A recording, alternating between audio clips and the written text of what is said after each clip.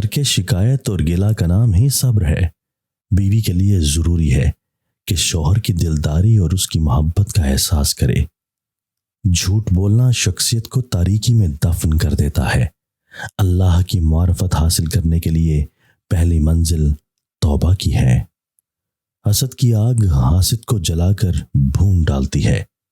خاوند کی ہر بات کی مخالفت گھر کو دوزخ بنا دیتی ہے۔ جھوٹ کا پول کبھی نہ کبھی کھل کر ہی رہتا ہے۔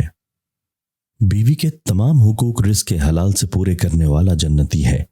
شہوت کی آگ کو بھوک کے پانی سے بجھاؤ اور دل کی خواہشات نفسانی کی جائے پناہ نہ بناؤ۔ شیطان کو قید میں ڈالنے کے لیے بھوکا رہنا از حد ضروری ہے اور سیدھی راہ حاصل کرنے کا بہترین ذریعہ ہے۔ ہمیشہ کی ہلاکت سے محفوظ رہنے کا بہترین ذریعہ کل کی فکر چھوڑنا اور ہر حال میں کانے رہنا ہے۔ سوال اس کے آگے کرو جو رزق حلال کا عادی ہو، ورنہ کسی اور سے سوال کرنے سے اجتناب کرو۔ دسترخوان پر چیزوں کو الٹ پلٹ کر دینا اچھی بات نہیں، اور کھاتے وقت بولنا گناہ ہے۔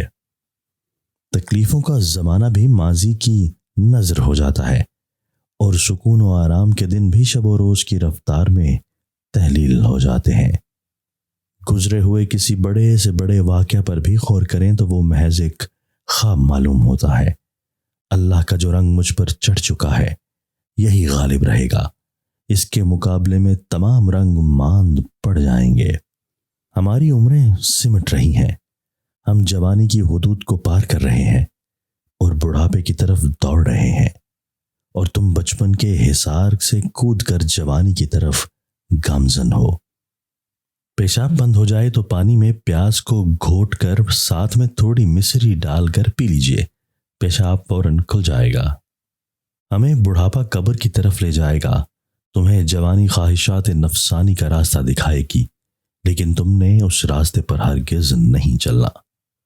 جب تم جوان ہو جاؤ گے تو پوری دنیا تمہارے قدموں کے نیچے ہوگی۔ تم لوگ خوش قسمت ہو کہ تمہارے زمانے میں مصیبتوں کے دور کا خاتمہ ہو گیا، جن سے ہمیں دوچار ہونا پڑا۔ جو برائی کو توجہ کا مرکز ٹھہراتا ہے وہ ناکام اور ذلیل ہوتا ہے۔ لوگو، آؤ نیکی کے سرچشمہ کو تلاش کرو اور اللہ تعالیٰ کے حضور جھک جاؤ۔